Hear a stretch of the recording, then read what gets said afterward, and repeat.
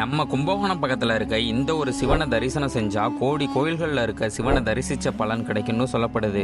அது மட்டும் இல்லாமல் புண்ணியம் செஞ்சாலும் பாவம் செஞ்சாலும் இங்கே வர்றவங்களுக்கு கோடி மடங்காக பெருகும்னு சொல்லப்படுது.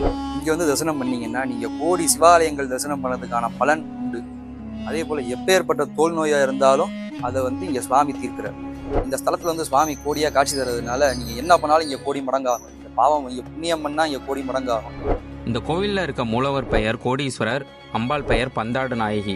சுவாமியுடைய திருமேனி மேலே வந்து பலாப்பழ முள்ளு மாதிரி நிறையா முள்கள்லாம் இருக்கும்.